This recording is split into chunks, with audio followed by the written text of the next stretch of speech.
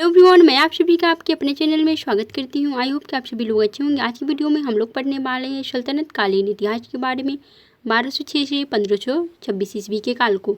और इसमें हम लोग पढ़ेंगे तुगलक वंश के इतिहास को, क्योंकि इससे पहले वाले वीडियो में हम लोगों ने गुलाम वंश और खिलजी वंश के बारे में पढ़ लिया है। तो आज हम लोग पढ़ेंगे तुगलक वंश के काल को।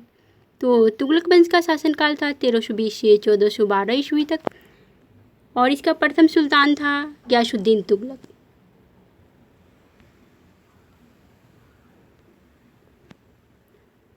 तो खिलजी वंश की समाप्ति के बाद तुगलक वंश ने शासन किया।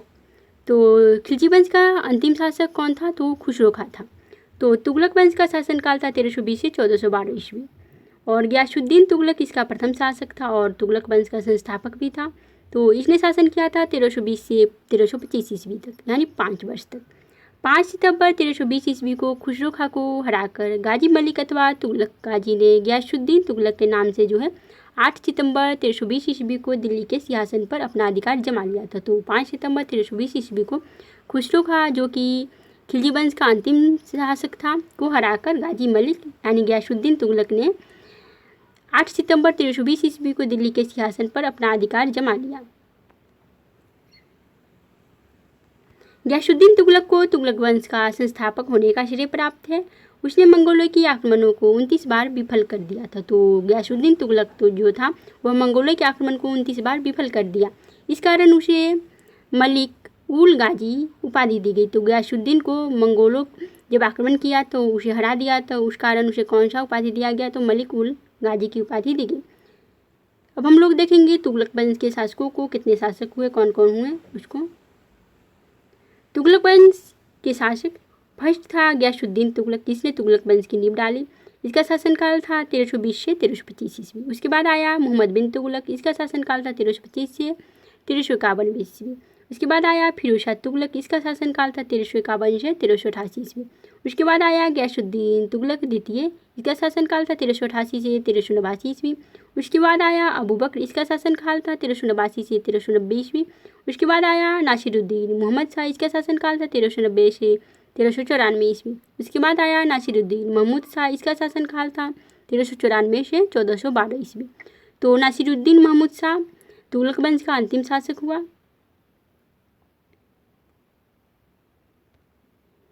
दिल्ली का सुल्तान बनने से पहले गयासुद्दीन तुगलक कुतुबुद्दीन मुबारक शाह खिलजी के शासनकाल में उत्तर पश्चिमी सीमांत प्रांत का शक्तिशाली गवर्नर था। तो दिल्ली का सुल्तान बनने से पहले गयासुद्दीन तुगलक कुतुबुद्दीन मुबारक शाह के खिलजी के शासनकाल में उत्तर पश्चिम सीमांत प्रांत का शक्तिशाली गवर्नर था।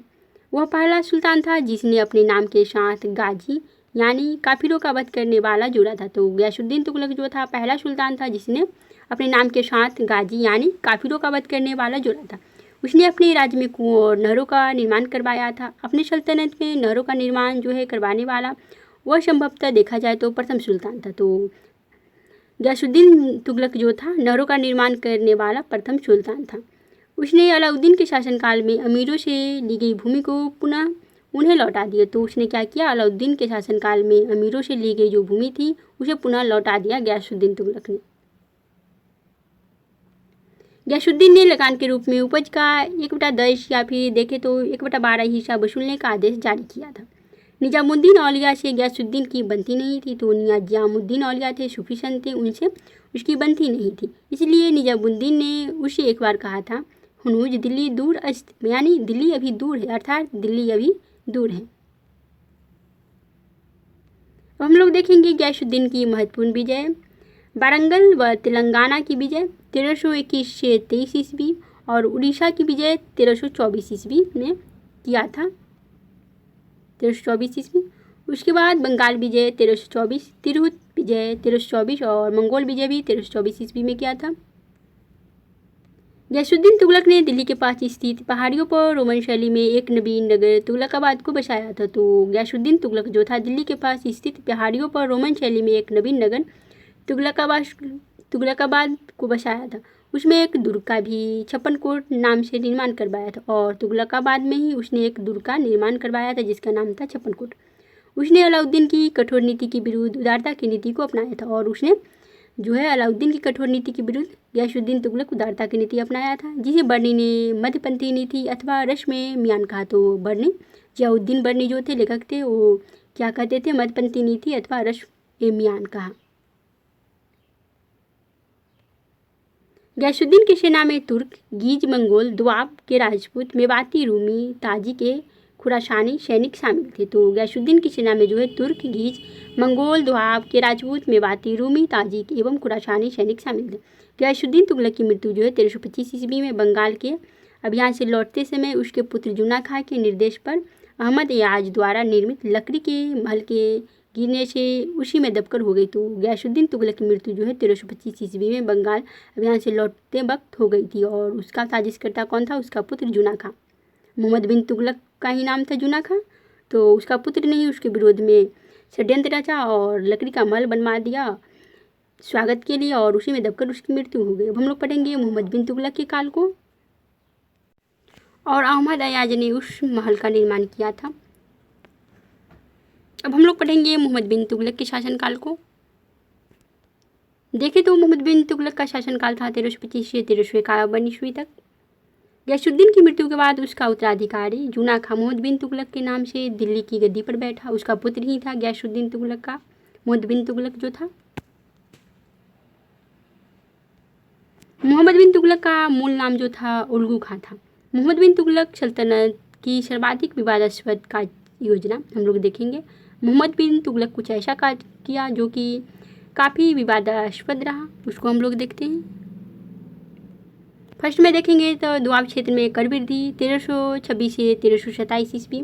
दिल्ली से फिर देखेंगे तो राजधानी परिवर्तन किया, दिल्ली से दौलताबाद और पुनः दौलताबाद से दिल्ली।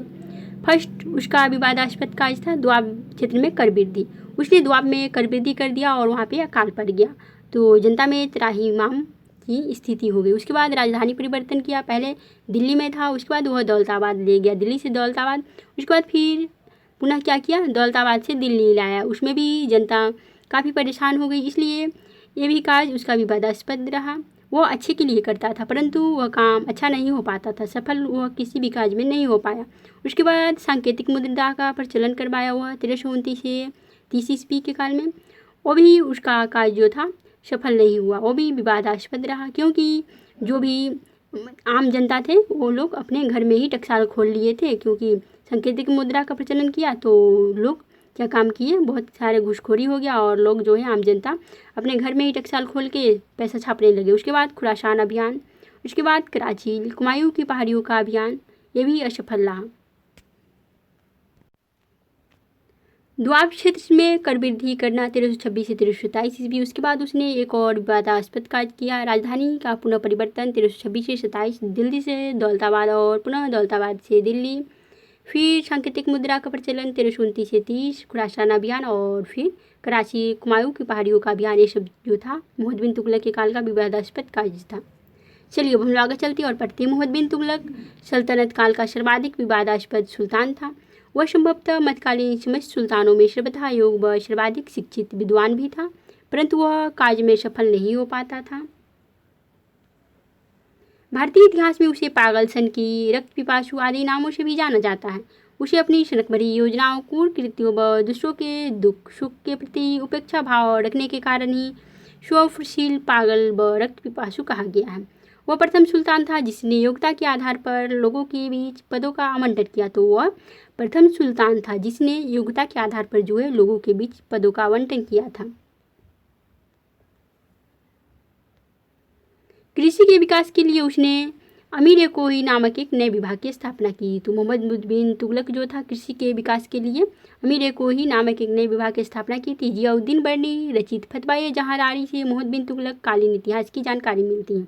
इब्न बतूता रचित किताब उल रेहला से भी इस काल के इतिहास की जानकारी मिलती है। मोहम्मद बिन तुगलक को मुद्रा व्यवस्था का राजा कहा जाता है। तो मोहम्मद बिन तुगलक को देखा जाए तो मुद्रा व्यवस्था का राजा भी कहा जाता है। मोहम्मद बिन तुगलक ने अपनी राजधानी को दिल्ली से देवगिरी में स्थानांतरित किया था। इसी देवगिरी का नाम उसने बदलकर दौलताबाद रख दिया था। राजा मुंदरी के एक अभिलेख में मोहम्मद बिन तुगलक को दुनिया का खान कहा गया। तो राजा मुंदरी के एक अभिलेख में जो है मोहम्मद बिन तुगलक को दुनिया का खान कहा गया। वह प्रथम ऐसा सुल्तान था जिसने बिना किसी भेदभाव की योग्यता के आधार पर अपने अधिकारियों की नियुक्ति की थी। इब्न बतूता नामक अफ्रीकी यात्री 1333 ईस्वी में भारत आया था। तो इब्न बतूता नामक एक अफ्रीकी यात्री था जो कि 1333 ईस्वी में भारत आया था, जिसने सुल्तान मोहम्मद बिन तुगलक ने दिल्ली का काजी नियुक्त किया था। तो इब्न बतूता भारत आया था तो सुल्तान मोहम्मद तुगलक ने क्या किया, उसे दिल्ली का काजी नियुक्त कर दिया और इब्न बतूता ने ही किताबुल रहला लिखा था। 1342 ईस्वी में उसने इब्न बतूता को राजदूत के रूप में चीन भेज दिया और मोहम्मद बिन तुगलक जो था 1342 ईस्वी में उसे इब्न बतूता को जो है राजदूत बनाकर चीन भेज दिया। इब्न बतूता लिखित पुस्तक रहला में मोहम्मद बिन तुगलक के शासनकाल की घटनाओं का वर्णन है। इस पुस्तक में इब्न बतूता ने विदेशी व्यापारियों के आवागमन, डाक चौकियों की स्थापना यानी डाक व्यवस्था और साथ ही तत्कालीन गुप्तचर व्यवस्था के विषय में विस्तार पूर्वक वर्णन किया। तो इब्न बतूता लिखित जो पुस्तक है वह रहला है, उसमें मोहम्मद बिन तुगलक के शासनकाल की घटनाओं का वर्णन है और साथ ही पुस्तक में इब्न बतूता ने विदेशी व्यापारियों के आवागमन, डाक चौकियों स्थापना यानी डाक व्यवस्था और साथ ही तत्कालीन गुप्तचर व्यवस्था के विषय में विस्तार पूर्वक वर्णन किया है। मोहम्मद बिन तुगलक के शासनकाल में सबसे अधिक विद्रोह हुए। तो मोहम्मद बिन तुगलक के शासनकाल में सबसे अधिक विद्रोह हुए। इन विद्रोहों के परिणाम स्वरूप प्रायः समस्त दक्षिण राज्य स्वतंत्र हो गए। 27 विद्रोह अकेले दक्षिण भारत में हुए। तो देखा जाए तो 27 विद्रोह जो है अकेले दक्षिण भारत में हुए। उसके शासनकाल में विजयनगर साम्राज्य और बहमनी साम्राज्य स्वतंत्र हो गए। तो दो साम्राज्य जो थे पूर्णतः स्वतंत्र हो गए। फर्स्ट था विजयनगर और सेकेंड था बहमनी। 1336 ईस्वी में दक्षिण भारत में हरिहर एवं बुक्का नामक दो भाइयों ने स्वतंत्र विजयनगर राज्य की स्थापना की। तो 1336 ईस्वी में दक्षिण भारत में जो है हरिहर एवं बुक्का नामक दो भाइयों ने स्वतंत्र विजयनगर राज्य की स्थापना की और 1347 ईस्वी महाराष्ट्र में अलाउद्दीन बहमन शाह ने बहमनी राज्य की स्थापना की थी। 1347 ईस्वी में महाराष्ट्र में अलाउद्दीन बहमन शाह ने बहमनी राज्य की स्थापना की। तो दो राज्य जो है स्वतंत्र हो गए। फर्स्ट था विजयनगर और बहमनी राज्य। मोहम्मद बिन तुगलक शेख अलाउद्दीन का शिष्य था। तो मोहम्मद बिन तुगलक जो था शेख अलाउद्दीन का शिष्य था। वह दिल्ली सल्तनत का सर्वप्रथम शासक भी था। तो देखा जाए तो मोहम्मद बिन तुगलक जो था शेख अलाउद्दीन का शिष्य था। तो उसके गुरु का क्या नाम था, शेख अलाउद्दीन, और वह दिल्ली सल्तनत का सर्वप्रथम शासक था जो अजमेर में शेख मुइजुद्दीन चिश्ती के दरगाह और बहराइच में सालार मसूद गाजी के मकबरे का दर्शन करने गया था। तो वह प्रथम सुल्तान था जिसने अजमेर में शेख मुइजुद्दीन चिश्ती के दरगाह और बहराइच में सालार मसूद गाजी के मकबरे का दर्शन करने गया था। उसने बदायूं में मीरन मुल्हिम, दिल्ली में शेख निजामुद्दीन औलिया और देखा जाए तो मुल्तान में शेख रुकनुद्दीन, अजुधन में शेख मुल्तान आदि संतों की कब्र पर मकबरों को बनवाया था। मोहम्मद बिन तुगलक ने अल सुल्तान जिल्ली अलाही यानी ईश्वर सुल्तान का समर्थक है की उपाधि धारण की थी। तो मोहम्मद बिन तुगलक कौन सा उपाधि धारण किया था, तो अल सुल्तान जिल्ली अलाही यानी ईश्वर सुल्तान का समर्थक है की उपाधि धारण किया था। उसने आदिलाबाद का किला और जहांपनाह नगर की स्थापना की थी, का निर्माण करवाया था। उसने आदिलाबाद का किला और जहांपनाह नगर का निर्माण करवाया था।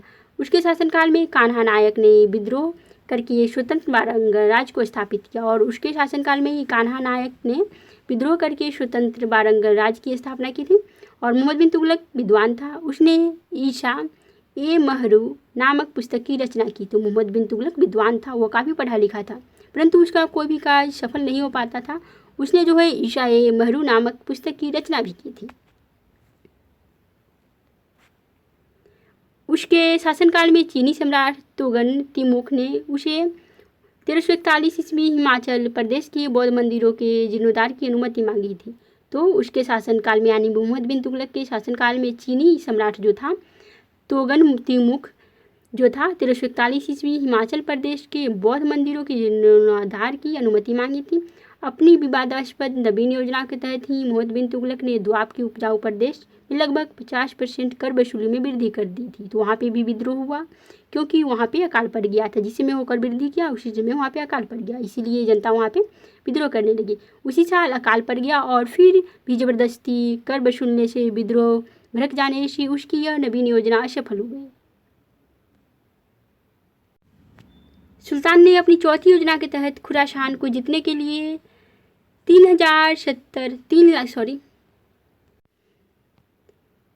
3,70,000 सैनिकों को एक वर्ष का अग्रिम वेतन दिया। तो सुल्तान ने अपनी चौथी योजना के तहत खुरासान को जीतने के लिए जो है 3,70,000 सैनिकों को एक वर्ष का अग्रिम वेतन दिया, पर दोनों देशों के बीच समझौता हो गया और इस प्रकार उसकी चौथी योजना भी असफल हो गई। और देखा जाए तो उसकी चौथी योजना भी असफल हो गई।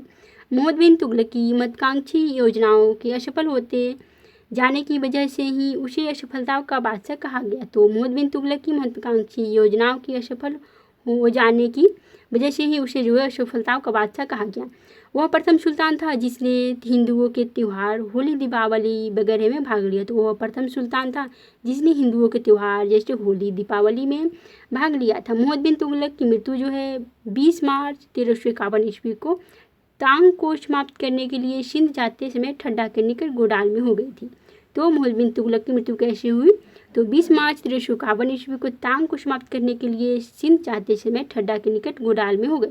इतिहासकार बर्नी ने उसकी मृत्यु पर लिखा था, अंततः लोगों उसे मुक्ति मिली और उसे लोगों से। तो बर्नी क्या लिखते हैं? अंततः लोगों को उसे मुक्ति मिली और लोगों से उसे, क्योंकि उसके शासनकाल में लोग जो है काफ़ी परेशान हो गए थे क्योंकि उसका कोई भी कार्य सफल नहीं हो पाता था। चलिए आज के लिए इतना ही रहेगा, फिर मिलेंगे नेक्स्ट वीडियो में। वीडियो पसंद है तो लाइक, सब्सक्राइब और शेयर जरूर कीजिएगा।